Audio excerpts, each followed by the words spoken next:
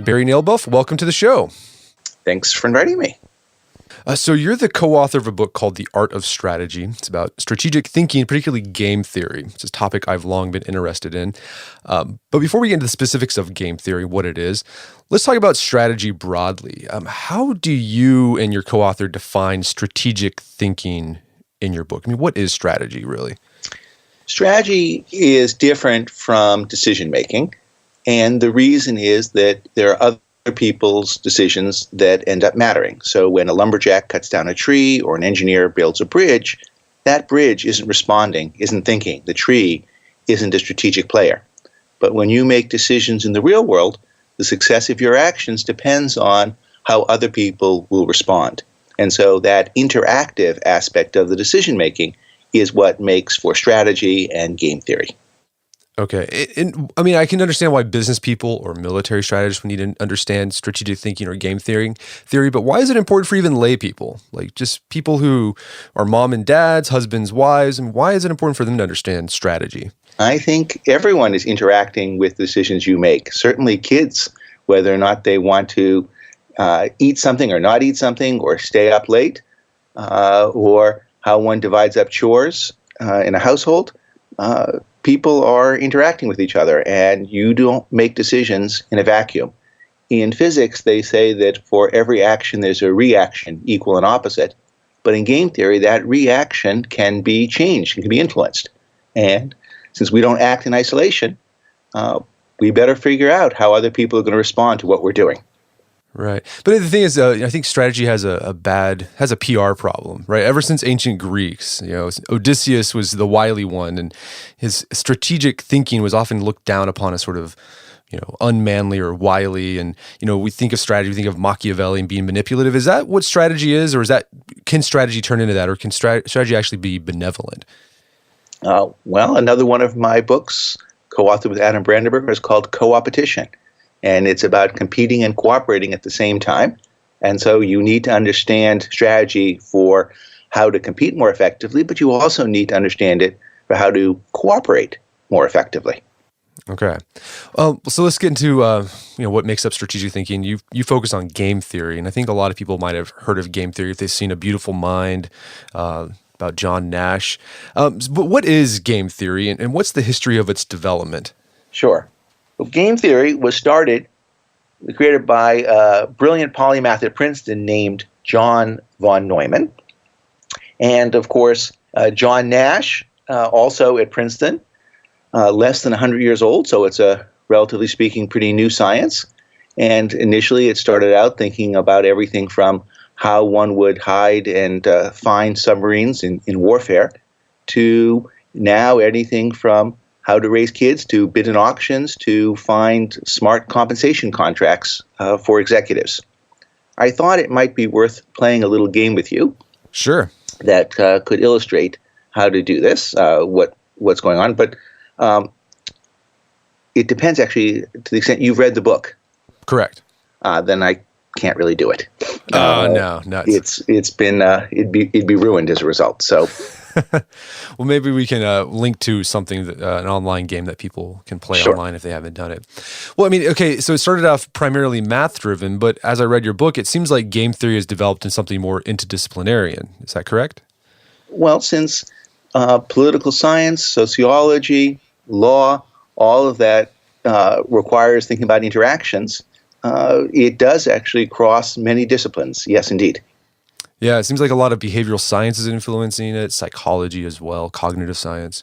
Well, remember, if you think that economics is supposed to be a social science as opposed to asocial, we're supposed to understand how other people interact with us.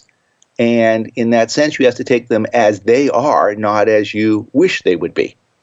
And so, in that sense, it's certainly, we don't have a behavioral game theory for the simple reason that that would be redundant, that how other people behave is intrinsic and central to any discussion of game theory. Okay. And I'm sure we'll get into some games I'm sure people are familiar with, but let's start getting to the nitty gritty here. So in you start off saying in the book that the first step when you find yourself in a strategic game. So let's start. How do you know you're in a strategic game? Like, is it just whenever there's someone else or other people in a decision-making process? Is that a strategic game? If you're acting with other people and they can react to what you're doing, or their actions influence your success, then you're pretty much in a game. So to give you a couple recent public policy examples, much of the debate about the ACA or Obamacare actually is really a game theory discussion. So whether or not you require people to buy healthcare, well, if you don't require healthy people to buy healthcare, then the only people who will end up buying it are those who have pre-existing conditions, who aren't healthy. That means the premiums are going to have to be very high. That means that only the even sicker people will end up buying healthcare, which means the premiums will have to be higher still.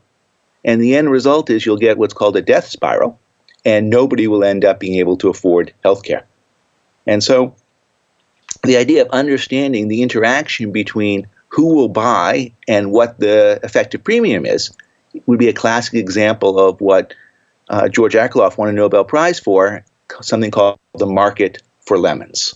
And so, I mean, game theory, games can get very complex or very simple. I mean, a simpler one would be just negotiating what time your child's going to go to bed, right? That's a very simple one, but the Obamacare instance, that's very complex. There's a lot of different people involved, a lot of different factors.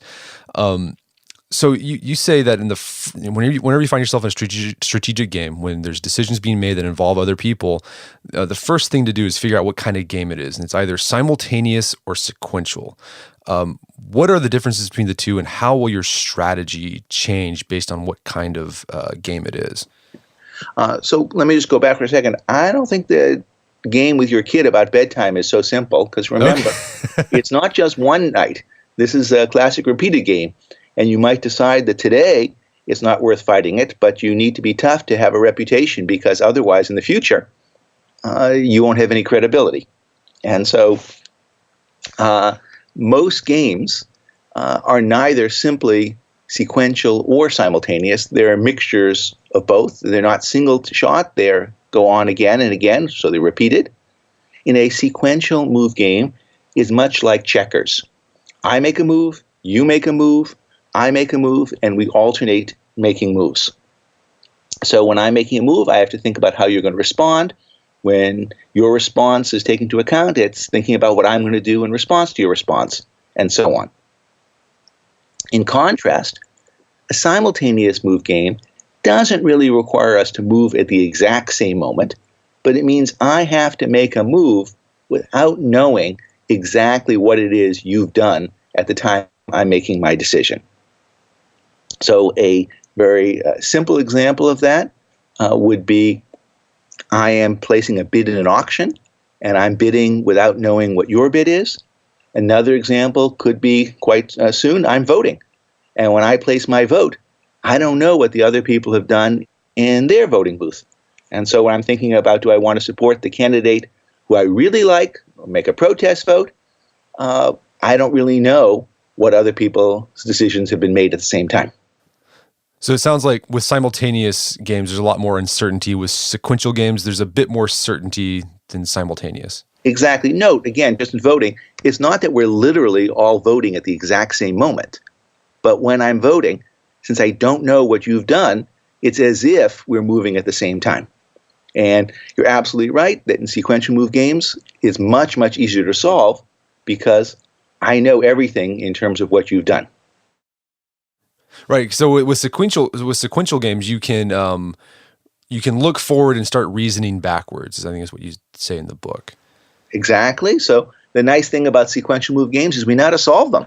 And essentially you can play out every possible scenario, and you can figure out what is the best way of playing the game. And so that's really easy to do in tic-tac-toe, which is why nobody plays tic-tac-toe once they're above 7, because you can figure out going to the center means we're always going to get a tie. In contrast, for a while it was thought that chess was too hard to solve, or Go was too hard to solve. And so even though in theory there was a optimal way of playing it, a way of guaranteeing either a victory, a tie, or a tie, since nobody knew what that was, we could still enjoy playing the game. Pretty soon, I'd say that that's not going to be the case. Right, because computers will allow them to map out all the sequences, possible sequences. Right. I think the top 6 or 7 best chess players in the world are all now computer programs. That's crazy. So I think we can all intuitively do this, sequential, forecasting, right? Looking forward, reason backward on when things are pretty simple. But I mean, some of these sequential games can get really complex. I mean, chess is a perfect example. There are millions upon millions of different sequences. So how do you, as a game theorist, track those sequences and then figure out which sequence will probably be the one that will play out in the real world? Well,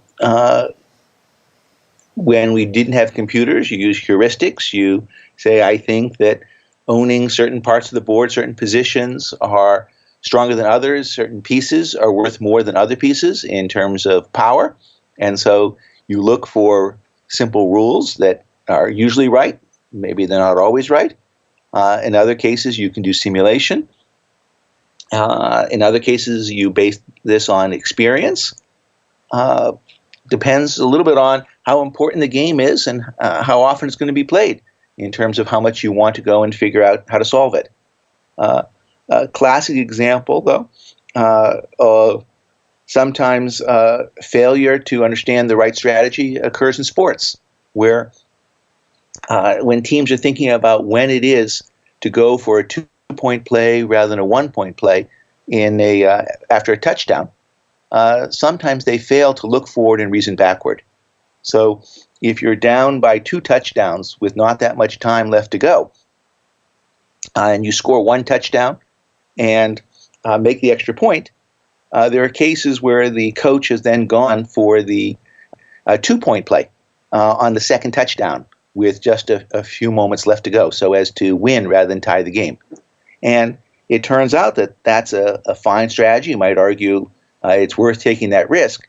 But if you thought that's what you'd want to do, then you should have gone for the 2-point play on the penultimate touchdown. The reason being that you have to make both a 1-point and a 2-point play. It doesn't really matter which order you make them in. But if you miss the 2-point play on the first shot, then you have another chance to make a 2-point play on the second one and still get a tie. Okay. That makes sense. I didn't think about it that way. I've had those moments where my coach decided to go for it later on, and we ended up losing.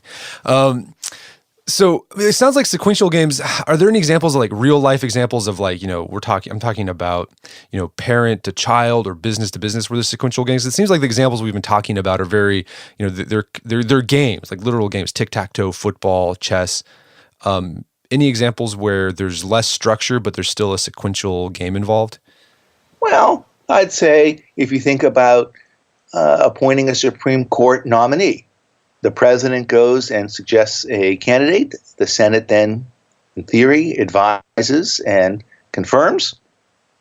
And so, sure, there are discussions and movements ahead of time, but essentially the Senate doesn't get to, they can try and change this and preempt it by saying, unless you pick X, we're not going to accept anyone. But essentially, the president moves first, and then the Senate moves second. In other cases, Congress and the Senate will pass a bill, and then the president decides whether to sign it or to veto it. And if vetoed, the Congress decides whether to override the veto. So it's still obviously a simplification, but various laws have created a structure which puts some sequentiality into the moves. Right. But there's still some simultaneous things going on. As you said earlier, games are usually a mixture of the both, simultaneous and sequential. Absolutely. But I'd say in this case, there's still a predominant aspect of sequentiality. Okay. So let's move into specific games that I think people might have heard or have experienced with that kind of highlight some insights into game theory. One of them, I think a lot of people have heard of, is the prisoner's dilemma. For those who aren't familiar with it, can you briefly explain what the prisoner's dilemma is, and then what insights about game theory does it provide us? I think there's a sense in which people think the prisoner's dilemma and game theory are synonymous, which is unfortunate because game theory is a lot more than the prisoner's dilemma. But to the extent that anybody has watched a crime thriller or the wonderful English TV show Golden Balls, what you have is a situation where each individual, has an incentive to cheat or to confess, no matter what the other side does. So here you're interviewing two prisoners in separate rooms. A crime has been committed. If neither prisoner confesses, then they both get off. But if one confesses, or actually don't quite get off, they get a light sentence. If one confesses while the other keeps mum, the one who confesses gets off, and the other one gets a very tough sentence. While if they both confess, then they each get a medium sentence. And so the idea is that if one side keeps mum, then I can get off by confessing.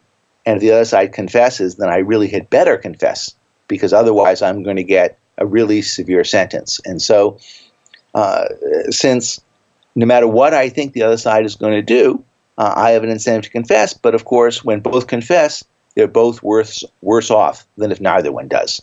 And this is this paradox because, in some sense, when we each act in our individual interest, the end result is bad for us in a collective sense. Right. And any instances where, the prisoner's dilemma, obviously happens whenever you're separating the prisoners and trying to negotiate confessions. But any other real life examples where you see prisoner's dilemmas play out? Well, I think there's the tragedy of the commons, which is a multi-person version of this. And so if you think about global warming or air pollution, it's in my interest to not change my lifestyle, to continue driving cars or flying planes, or to support industry. And each of us does this, and the end result is that we end up with global warming and we're all worse off. And so we need to somehow collectively agree to work and cut back carbon emissions, as opposed to do this on an individual basis. Now, the advantage that we have here is that we can actually talk to each other and monitor what the other side is doing. So if we had to make these decisions in isolation and not do treaties, then we'd find ourselves in the multi-person version of prisoner's dilemma, and the result would be disastrous. And so the good thing is we don't let prisoners talk to each other and make a pact, but we do let countries do that. And that's why we need to actually do it via treaties and alliances, as opposed to counting on people acting in their own self-interest.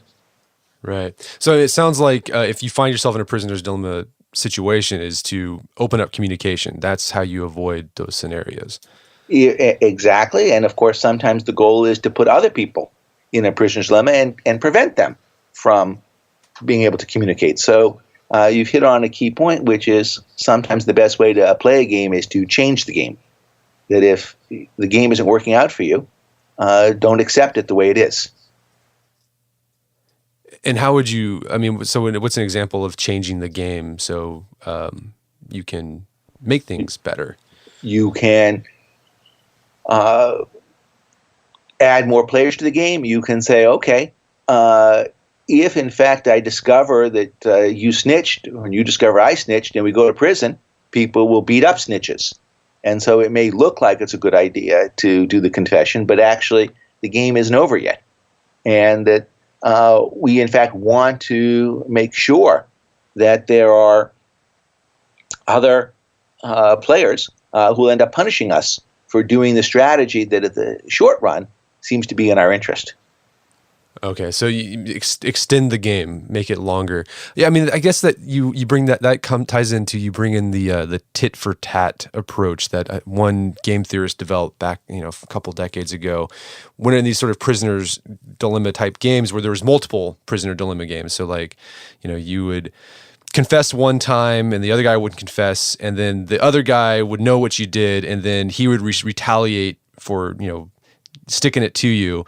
And at the time, they thought that this tit for tat approach was a good way to solve the prisoner's dilemma. But you argue in the book that it's actually not that great of an approach. So it's probably not the case that we're going to play tit for tat with prisoners, because they would have to be serious recidivists to be doing this right. Tens or hundreds of times in a row.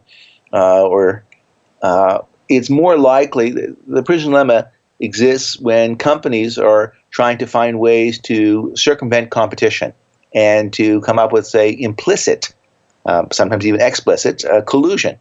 So firms, let's take airlines as a case, might want to keep prices high. And so the question is, I want to go and do a little bit of a price cut and steal some market share from you. And it may not be in my rival's interest, who has a larger fraction of that particular route or has more to lose by coming down and matching me. But if I understand that the person who's going to do that, they will do a tit-for-tat strategy, and if I come down, they're going to come down, then I don't get the gain from doing any type of price cut. They're going to punish me, and as a result, I will learn that this type of cheating, and cheating, by the way, here is in some sense cheating on the collusion, so it's cheating on the cheating, if you want, it doesn't actually pay off. Now, the problem with simple mechanical responses to when you think somebody else is cheating is that every now and then you're going to make a mistake, and you're going to think somebody cheated even when they didn't, and so you're going to punish them. And then what's going to happen is they're going to punish you for punishing them, and then you're going to punish them for punishing you for punishing them. And you're going to get yourself into one of these spirals, perhaps a little bit like what we see in the Mideast, where it's hard to even figure out who started it, but now we're just in this endless cycle of retaliation. And how do we ever get out of it? Right. This is interesting with the airline thing. I mean, there's laws in place where companies can't explicitly collude, right? They can't get together in a sort of a cabal and say, all right, here's the price we're going to set the tickets at so all of us can benefit from it. So because they can't do that, they have to do these sort of implicit collusion. Okay, well, if you're going to raise the price, I'll raise the price, and it kind of evens out. Well, it's a little bit of, I see my rival raise price. Now, I can do two things. I can take advantage of that and get some extra share, or I can match the price. And while I don't want to match the price, I want to give my rival an incentive to have taken this action and encourage them to keep the price high. And so even without talking to the other side, I can figure out that this might be in my long-run interests. People have been talking about the effects of greater concentration in industry, and that leading to higher profits and perhaps higher prices. But what often they've missed is something called common ownership. And two of my colleagues here, Florian Ederer and Fiona Scott Morton, have been working on this. And one of the things they've discovered is that most companies, most competitors have the same owner. So Vanguard or Fidelity own huge fractions of all the different airlines or all the different pharmaceutical companies. And when you own A and its rival B, you say, well, wait a second, guys, I don't think this is such a good idea for you to go and keep on cutting prices or try and steal share from each other or adding capacity. Just lay off a little bit here. And so essentially, now we have to worry not just about firms colluding with each other, but the person who owns both of the firms, encouraging them to not really compete vigorously with each other. So another type of game that you mentioned in the book that's sort of a bit different from the prisoner's dilemma is what you call a confidence game. What is a confidence game, and how does it differ from a prisoner's dilemma? I think Maria Konnikova has written a great book about this, and she talks about how it is that con artists end up fooling people. And this is some wonderful applications of game theory.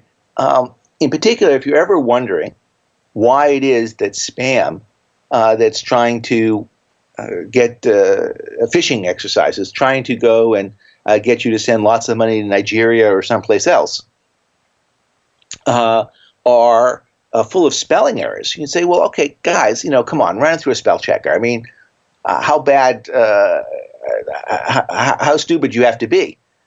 And the answer is they don't want to waste their time with people who aren't gullible. And so they do things that are particularly bad because if, in fact, you can't spot the super obvious nature of the spam, then that's saying, okay, I've got a real stupid fish here, and I've hooked a great one, and I can go after this person. Whereas if they find people who are particularly sophisticated, later on, those folks will catch on, and they will have wasted a lot of their time. So it's an interesting point that they make the letters intentionally simplistic, unrealistic, riddled with spelling errors, because they're trying to find the stupidest fish in the sea. Right. So it's sort of like they're signaling. They're putting out a signal to find out the signals of their potential victims. Exactly. It's the latter point that's the key, is that they're looking for their victims to signal that they're not paying attention, that they're gullible. And if they don't have spelling errors, then the other side can't really signal their gullibility. All right. So these spam guys from Nigeria, they're pretty smart. They're smart to act stupid. Right. So let's talk about, I think, something that people might have heard before because of popular culture. I think A Beautiful Mind might have helped. But like this idea of the Nash equilibrium. Mm-hmm. I've heard it before over and over, and I never quite understood until I read your book. But for those who aren't familiar, what is a Nash equilibrium in game theory? Does it happen in sequential games, or does it happen in simultaneous games, or both? The concept of a Nash equilibrium was developed to help us understand what will happen or a resting point in a simultaneous move game. And so the challenge is, what do we do in a world where I think that you think that I think, and ad infinitum will happen? I don't get to see what you're doing. You don't get to see what I'm doing. And so what move is it that I want to make in a world where I have to anticipate what you're doing when you're anticipating what I'm going to do? And that seems like it's an infinitely recursive logic, and it's not clear how you ever cut through that knot. And so the brilliant insight of John Nash is, well, are there a set of strategies or moves such that if I'm doing A and you're doing B, and I think you're doing B, and I think you think I'm doing A, then I still actually want to do A. So that is, if you've correctly anticipated what I'm going to do, and I've correctly anticipated what you're going to do, neither of us wants to change what we're doing. And that is an attractive candidate for how a game will be played when we can't actually see what the other person has done. So it sounds like the goal is to get to a Nash equilibrium when you're strategizing. No. Okay. Right. It is not a goal. In particular, in the prisoner's dilemma, the Nash equilibrium is that both confess. So that's not a good outcome. If we want to predict how a game might be played, then a Nash equilibrium is a good starting place for what players might end up doing. But it is not necessarily desirable as an outcome. Okay, so as you work through the Nash equilibrium, or trying to figure out what the Nash equilibrium is, you're going to find, I guess, what you call dominant strategies in the mix. And then is that the thing you should take, is the dominant strategy for you? Well, if there's a dominant strategy, then life is easy, because it says whatever I think the other person is doing doesn't matter. It's always the case that I want to do A. A is better than any other strategy. And so I don't have to consider what the other person is doing. And so that allows me a real cheat out of this Gordian knot. The challenge, of course, is that there aren't that many games where there really is a dominant strategy. And so we have to, more often than not, refer back to a Nash equilibrium to get a better sense of how we should play the game. Okay. Well, so this idea when you're strategizing, doing a simultaneous strategy, you're like you said, you're doing this sort of thing, this recursive thing in your head. I'm thinking A, and I think my opponent or competitor is thinking that I'm thinking A, and if he's thinking that, then I'm going to do this. It sounds like it would be good to inject randomness, right? So you can throw people off.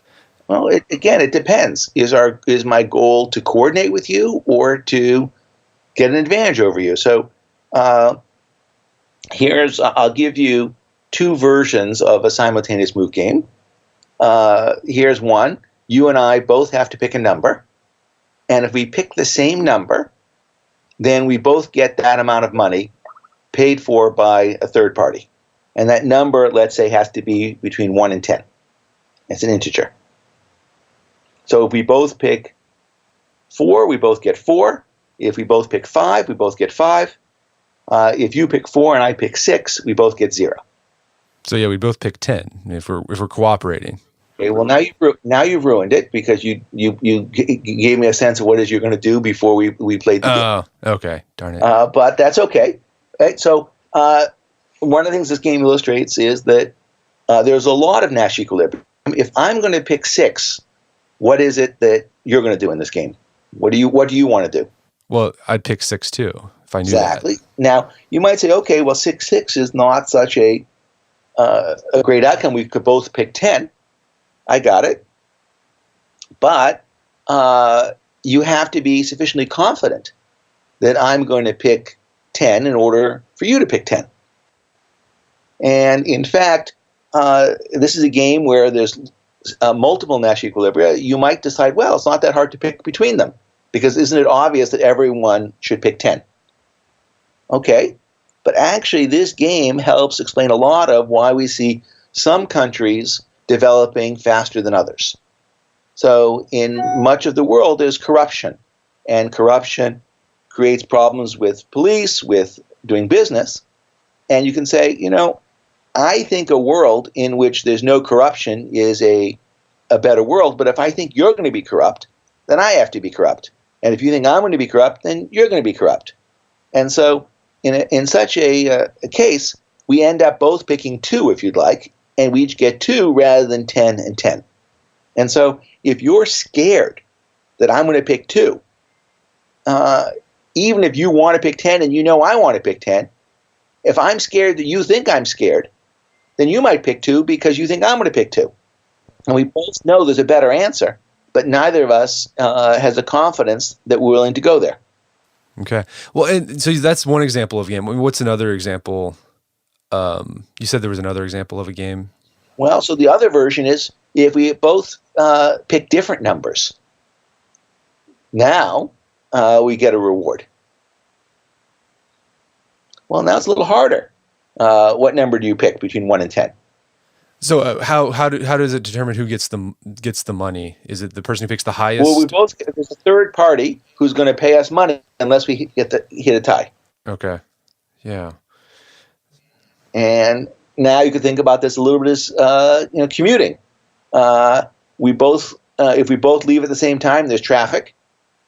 And do I leave early and you leave late? Do you leave late and I leave early?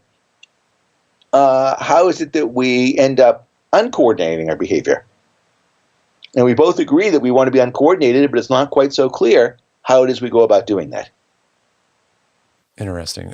So, I mean, I guess you would have to, there would have to, again, be communication if you want to over... Well, if there was communication, then it'd be easy. Just like when you said, hey, I'm going to pick 10. Right. But here, in other cases, if you don't allow communication, then the idea of coordination or discoordination without communication is what becomes the challenge.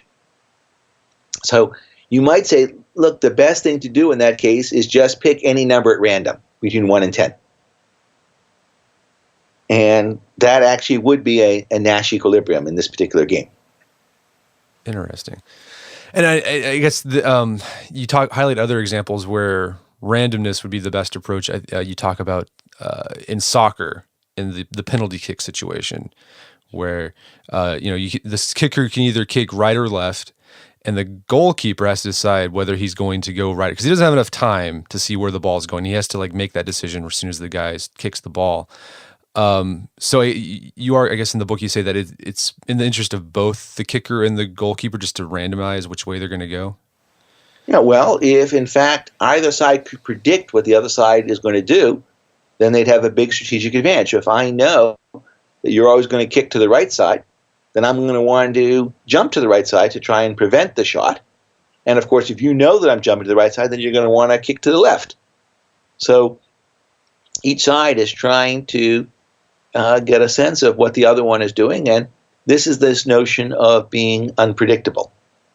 Now, what I find interesting in the current presidential election is that discussion of whether or not you always want to keep people guessing is a strategy that Donald Trump talks about a lot, and sometimes it's the right strategy, and sometimes not.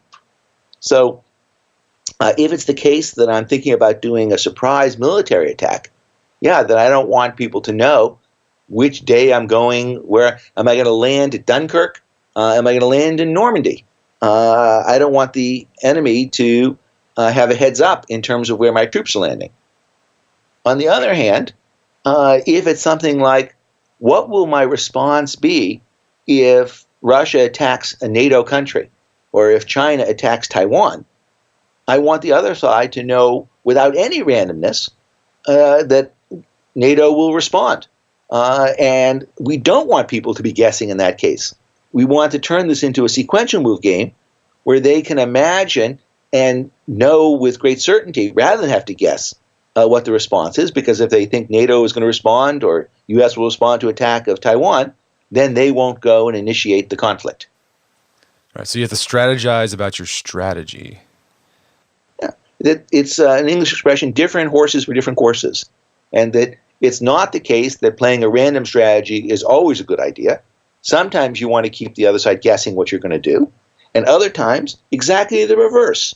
You want to make sure they don't guess, that they know and can anticipate with precision how you will respond to any action. Right. And another example you give I thought was interesting about randomness being effective is with parking tickets, right? So you just you randomly enforce, who gets a parking ticket, and then that kind of keeps people on the lookout. Like, I better not do that because there's a chance that I could get a ticket. But if people knew in advance, like, okay, if they were parking when they shouldn't be parking, they knew they'd get a ticket, then they knew there's times when they wouldn't get a ticket, they would just break the law all the time. Well, here's the thing. If we said think about enforcing parking tickets a lot like the IRS enforcing tax returns. And if we said we're only going to audit people this year whose name begins with D, then 25 out of the 26 letters would say, okay, this is the year I can get away with cheating. And so instead you want to say, look, we don't have the resources to audit every parked car or every tax exam. But what we're going to do is keep you guessing as to which ones we're going to look at. And if we find that you have made a mistake, then we're not just going to ask you to pay the cost of the parking meter, the 50 cents that you would have put in. We're actually going to stick you with a $25 fine. And if we find that you cheated on your tax returns, we're not just going to ask you for the amount of money that you should have paid. We're going to impose severe penalties on you. And so we reduce the probability of getting caught, but we increase the penalties. And we keep people guessing by picking a random audit or random enforcement strategy. So, how do you determine when a random strategy is best or when it's not best? How do you sit down and think? You look at this, look at the situation, you have to decide, okay, should I inject some randomness here, or maybe I should go make it a sequential game? How do you make that decision? Well, it is actually, in the case of taxes, a little bit of a sequential game. The issue is, in terms of randomness, do I care if the other side knows what I'm doing? Okay? So if I'm playing to shoot to the right, and I announce that ahead of time, would that be a good or a bad thing? And in the case of soccer, it would be a bad thing. If I said it ahead of time who it is that I was going to audit, would that be a good or a bad thing? And the answer is, it's a bad thing, because then I would be auditing exactly the wrong people. And so if I move in a way that I don't want other people to anticipate what it is that I'm doing, to know what I'm doing, that's typically the case where a random strategy is a good idea. Okay. That makes sense. All right, so we've been talking about game theory whenever other people are involved. But you have this interesting section in your book about using game theory against yourself for self-improvement, personal improvement. So how can we apply game theory towards ourself when there's just one of us? Well, the thing is, there isn't just one of us. So the game we're playing is against this person who we might call our future self. And we have all sorts of aspirations for that future person. That person's going to exercise more, eat less, not smoke, be nicer.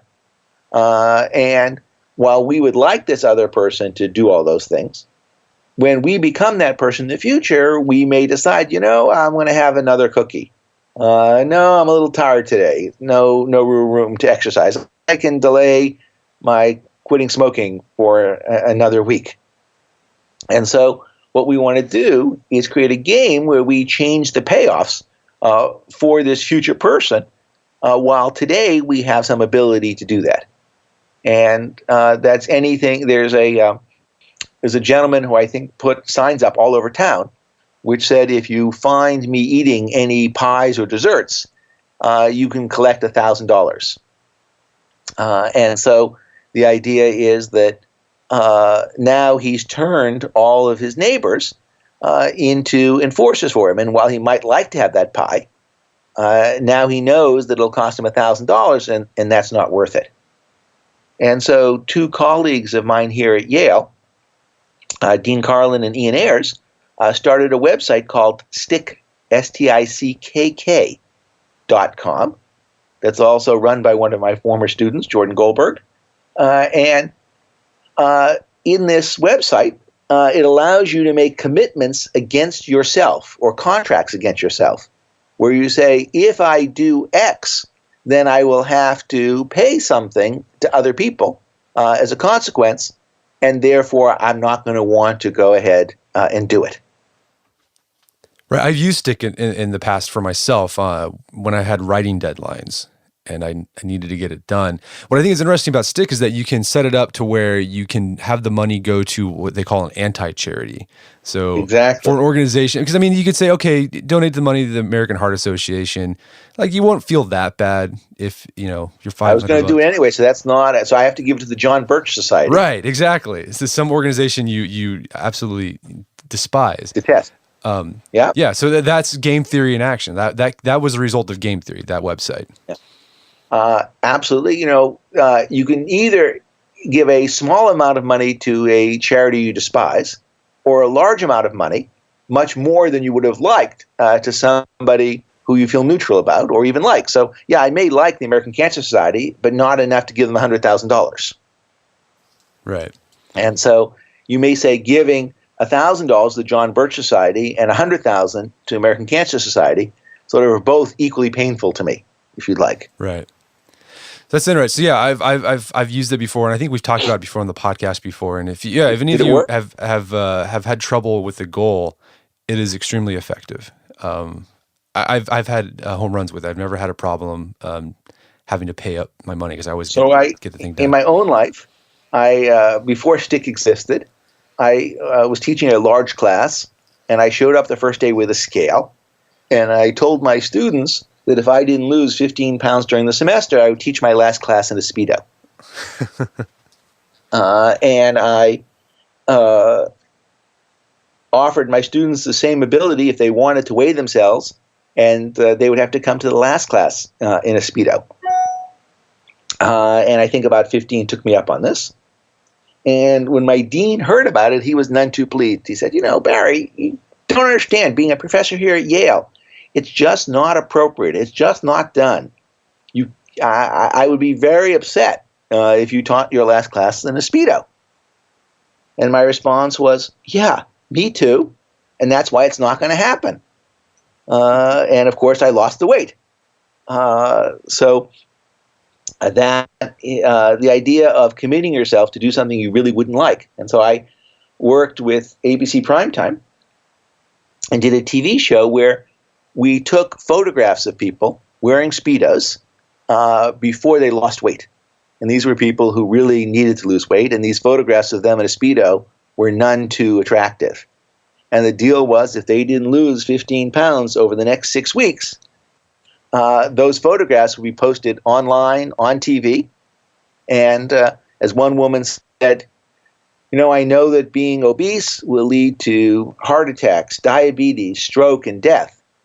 But that hasn't been enough to get me to lose weight. Having my ex-boyfriend see me hanging out of a bikini, that's the motivation I need. And let's be clear, we didn't trick people into doing this. They voluntarily signed up, and they were happy to do it because they knew that doing this would actually provide them the deadline and the incentive they needed to get started and to lose weight. But you talk about in the book, though, it lost its effectiveness, that game, because someone didn't lose the weight, and there was a lawsuit involved. And she's like, you can't let that image be shown, and they didn't. Not quite. Okay. One person didn't lose the weight. She actually went down several dress sizes, and I think it gained some muscle because she was really working out, and so really looked better.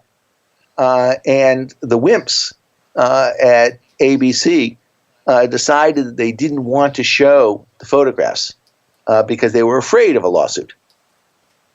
And so as a result, now when they tried to redo the series, people would say, well, okay, if I don't lose the weight, all I have to do is threaten a lawsuit, and I'll get off the hook. And so it's just not, the threat no longer really exists. Right. So what makes that work is the threat. That's one aspect of strategizing, is using threats. Well, it's a promise in this particular case. I mean, Sure. It's a sense of we reach this agreement, and if you lose the weight, we don't show it, and if you do lose the weight, we will show it. And while if you can do this only once, it's nice to let somebody off the hook because it doesn't really matter. If you ever thought about doing it again, then once you let them off the hook, you have no credibility in this. Well, that leads me to I think a nice segue to my next question about using game theory as a parent with your children to influence good behavior.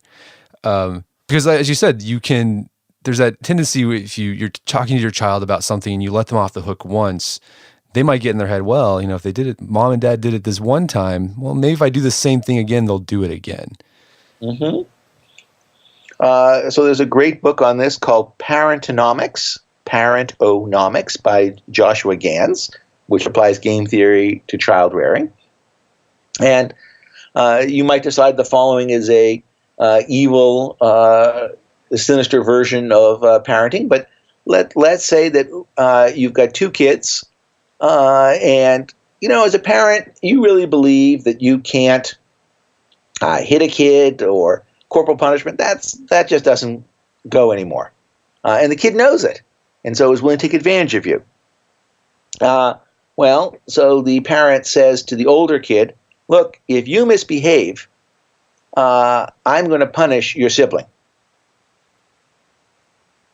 And the punishment might be whether it be going to bed early or you can't go see a movie or something. I'll tell you, one sibling has no compulsion against hitting or doing things to annoy the other sibling, much more so than any parent can do. And so if you want to make a credible threat to one kid that if they really misbehave, there's going to be a serious consequence to it, the idea of punishing the other one in response might be a much more effective threat. Okay. That's interesting. I might try that on my 5 and 3-year-old. We'll see. It's wildly unfair, and that's actually part of the whole point, is that it's unfair. Okay. Well, any other ways that parents can use game theory to, influence good behavior, like get your kid to read more or say please or thank you? I mean, just anything. The one that I don't know how much game theory you'll think of this is my strategy with our kids was to give them an opportunity to have a list of 3 foods that they didn't have to eat. And they could change that list after any meal, but not before a meal. And so this led them to think about strategies in the sense of, well, Dad doesn't like Brussels sprouts. So even if I don't like Brussels sprouts, I probably don't have to put it on the list because it's not going to be served very often. And then it's how intensely do I dislike this? How often is something going to be served? And so they have control in the sense that if they really don't like something, they can put it on a list, but they have to choose which items. They can't have an infinite list. And that seemed to eliminate most fights that we had over food. Okay, that's interesting too. I'm gonna try that one out too on my kiddos. Well, Barry, this has been a really interesting conversation. Where can people learn more about your book and your work?